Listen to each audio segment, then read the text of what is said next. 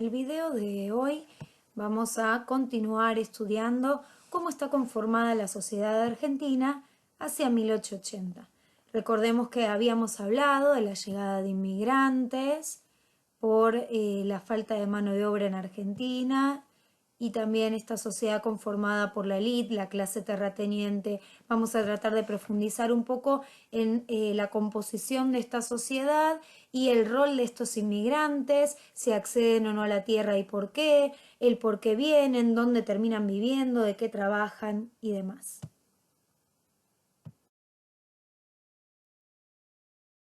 Como primera cuestión, vamos a explicar los factores, o sea, las causas que generaron esta inmigración europea a finales del siglo XIX. Como les dije anteriormente en otro video, hay varias corrientes migratorias. Esta que estamos estudiando es la de fines del siglo XIX. Las causas externas, o sea, externas a nuestro país, las que tienen que ver con los países de origen, están vinculadas a la falta de empleo en Europa. Y si lo reconectamos con el tema anterior que vimos, que fue capitalismo e imperialismo, sabemos que Europa pasa por algunas crisis de sobreproducción. Por otro lado, también recuerden que el avance industrial y de la maquinaria genera menos puestos de trabajo, y es por eso que muchas familias ven como una mejora en su posición y calidad de vida la posibilidad de afincarse en otro lugar. Es decir, hay una expectativa que tienen estos inmigrantes de mejorar su calidad de vida viniendo, juntando algún capital para permanecer acá o para volver a sus países de origen.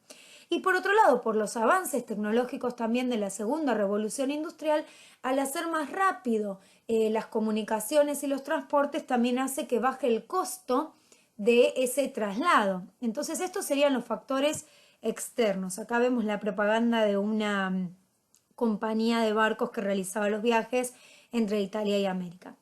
Pero no solo existen esta necesidad de muchas familias en Europa, sino que también hubo factores nuestros, internos. Por un lado, la necesidad de mano de obra, a ver, nosotros tendríamos que pensar, bueno, ¿no había gente en Argentina? ¿Por qué se necesita mano de obra? Mano de obra es gente que trabaje. Es cierto que nuestro país es muy extenso y recuerden que en 1879 se organizó la conquista del desierto para conquistar los territorios de la Patagonia, es decir, va a haber cada vez más cantidad de tierras que van a estar incorporadas para esta producción de materia prima, y en muchos lugares de nuestro país hoy todavía hay una distribución desigual de la población. Es decir, hoy en día, imagínense, hay mucha población en las ciudades y todavía hay muchas zonas despobladas o con muy poca población. Bueno, en ese momento aún más, había poca población y además con la conquista hacia los territorios de la Patagonia, la población aborigen quedó como plegada sobre la cordillera, muchos fueron aniquilados, no todos, y en las distintas provincias, por ejemplo del norte o del centro del país, va a haber población aborigen, pero con los años de explotación y demás había mermado la cantidad, o sea, era mucha menos de la que había al inicio de la conquista, por ejemplo. Por otro lado, también había población mestiza y afrodescendiente. Algunos historiadores, o la versión oficial, digamos, es que esta población indígena, mestiza y negra desciende en su cantidad porque participan de las guerras de independencia en el siglo XIX, las guerras civiles, la guerra con el Paraguay.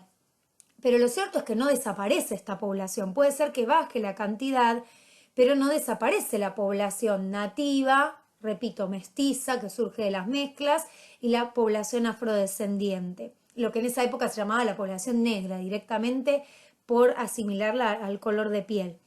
Entonces, esta población es una población que existe, no es que no hay gente en Argentina, pero había bajado la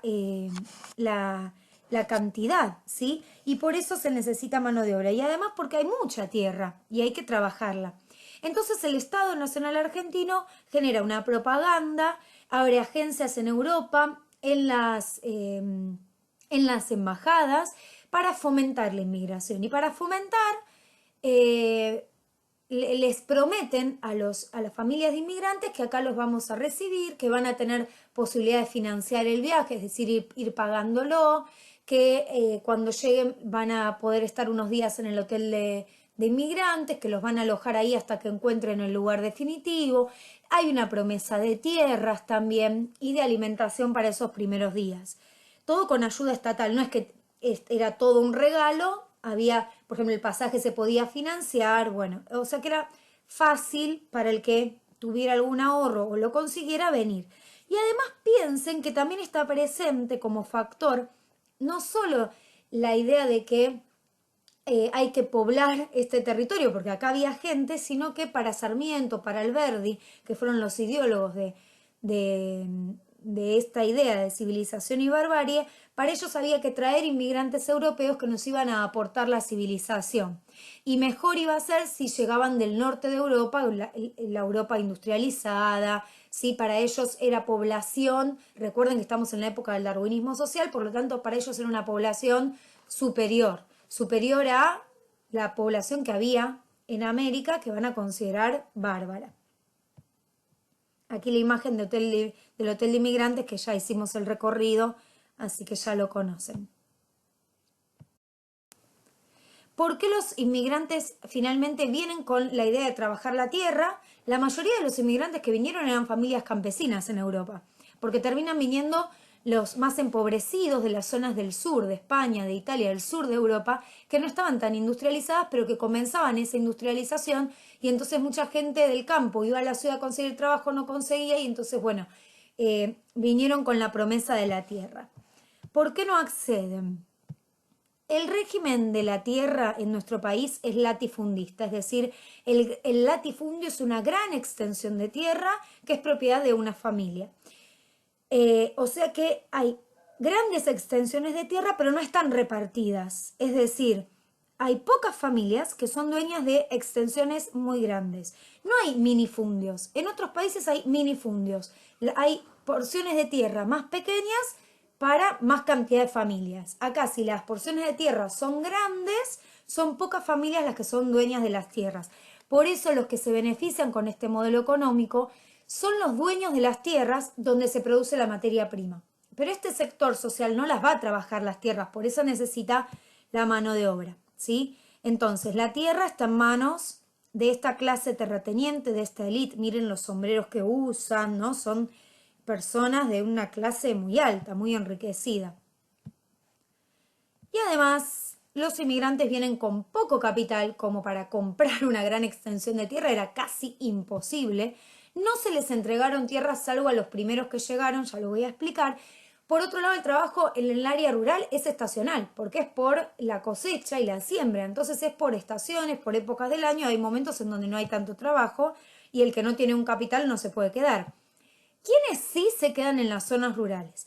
Los colonos, los primeros en llegar, van a conseguir hectáreas de tierra, poquitas, hasta 50 hectáreas, que van a vender los gobiernos provinciales o mismo algunos terratenientes o compañías colonizadoras generalmente vinculadas al ferrocarril, donde se extendía la línea del ferrocarril y donde había una estación, había que poblar ese lugar. Entonces la tierra le pertenecía, el Estado se las había cedido a la compañía ferroviaria y la compañía ferroviaria la vendía con facilidades a estos primeros inmigrantes. Pero la verdad que hubo pocas colonias, las colonias de inmigrantes se asentaban todos los que venían del mismo lugar en un pueblo. Entonces, por eso tenemos colonias de alemanes, colonias de italianos, en distintas zonas de rusos, más que nada en la zona del litoral.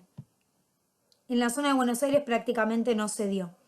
Otros, si tenían algún tipo de ahorro chiquito, podían ser arrendatarios. Arrendar es alquilar. Podían pagar un canon, o sea, como un alquiler, por una parcela de tierra de hasta 100 hectáreas, un poco más grande, pero se tenían que hacer cargo de comprar las semillas, comprar la maquinaria, pagarle a los... O sea, tenían que hacerse cargo de la producción. O sea, solo podía hacer esto el que tenía un capital, pero la tierra era del gran terrateniente, o sea, alquilaban una porción de tierra de los terratenientes. Otra forma era ser mediero o aparcero. Los terratenientes dividían su tierra para que la trabajen otros. Entonces, le dan esta tierra, 50 hectáreas, por ejemplo, a una familia. El terrateniente aporta el capital, o sea, la tierra, las semillas, la maquinaria, y el productor, la familia, su trabajo. Pero estos contratos eran por un tiempo determinado, el agricultor podía usar la mitad de lo que cosechaba y la otra mitad se la daba al terrateniente, pero a los 3 años generalmente vencían estos contratos porque tenían que dejar la tierra con alfalfa. ¿Por qué tenían que dejar la tierra cosechada con alfalfa? Porque después el terrateniente los dejaba, digamos, sin tierra a estas familias y ahí ponía ganado y el ganado entonces comía la alfalfa, era el alimento del ganado. Entonces estas familias no eran propietarias de las tierras, las estaban alquilando. Entonces por eso muchos, o algunos van a ser peones nada más, que les van a pagar un sueldo, un jornal, pero van a tener que vivir hasta en los ranchos con los animales y demás, y muchos van a tener que ir a la ciudad. Por eso la mayoría de los inmigrantes se va a la ciudad. Esta ida a la ciudad se relaciona con el proceso de urbanización y modernización. Si vemos en el gráfico, cada vez hay menos gente en el campo y más gente en la ciudad. ¿Pero cómo? No es que Argentina es agroexportadora, no debería haber más gente en el campo. Bueno, ya explicamos que en el campo no hay posibilidades de ser propietarios de la tierra, por lo tanto algunas pocas familias pudieron ser colonos de tierras, pudieron alquilar un pedacito de tierra por unos años, pero muchas terminan en la ciudad. Y las ciudades, por la cantidad de gente que llega, empiezan a crecer. Es como un círculo vicioso. Por la cantidad de gente que llega, tienen que crecer las ciudades y modernizarse, y como se modernizan, también hay trabajo para la gente que llega. ¿De qué van a trabajar en las ciudades? O pueden ser asalariados, o sea, trabajadores, en actividades económicas urbanas. Ahí vemos la Avenida de Mayo, por ejemplo, parece París, porque dijimos que las construcciones se van a asimilar a Europa. Va a haber mejoras en el puerto, ahí vemos el puerto, también en la aduana. Se van a construir edificios, como puse acá, los edificios de Avenida de Mayo. Se van a organizar las estaciones de tren, el alumbrado público, se va a tratar la red cloacal. Para todo eso se necesita trabajadores y por eso dije que es una relación de causa-consecuencia. Bueno, hay mucha gente que puede trabajar y a la vez estos trabajos son necesarios en una ciudad en la que hay cada vez más gente. Y el inmigrante que sí viene con algún capital o con algún oficio se puede poner algún taller. Estos van a formar parte de un grupo más de clase media. Sus talleres de sastre, de carpinteros o zapateros, del oficio que tengan. Entonces esta sociedad está dividida más o menos en 3 sectores. La élite es la clase terrateniente, los comerciantes de exportación, los empresarios que se benefician con el modelo agroexportador. Son una minoría, alrededor de 400 familias criollas que dicen ser los descendientes de los que fundaron la Argentina, y algunos inmigrantes ricos que sí vienen, porque vienen de todas las clases sociales, pero son menos. Después vamos a tener, ahí vemos el hipódromo de Palermo con estos sectores de élite. Después tenemos un sector medio que está surgiendo, que son estos pequeños comerciantes que están en la ciudad, los dueños de algún taller, por ejemplo acá de algún bar, algún profesional, ¿sí? Son pocos, pero existen, principalmente en las ciudades. Y la clase trabajadora, en su mayoría inmigrante, pero como ya dijimos también, había nativos, mestizos y afrodescendientes, que en las ciudades van a ser asalariados y en las zonas rurales peones. Ahí vemos la imagen de un conventillo. Por último, como las ciudades crecieron tanto, los trabajadores tuvieron que alquilar una habitación para vivir, ni siquiera una casa. Los conventillos son grandes casas con distintas habitaciones y cada familia o varias familias alquilaban solo una pieza. Por eso, para abaratar costos, por eso las condiciones de vida en los conventillos van a ser malas, con poca higiene, con condiciones, digamos, de compartir baño, cocina y demás. En próximas clases vamos a profundizar la vida en los conventillos.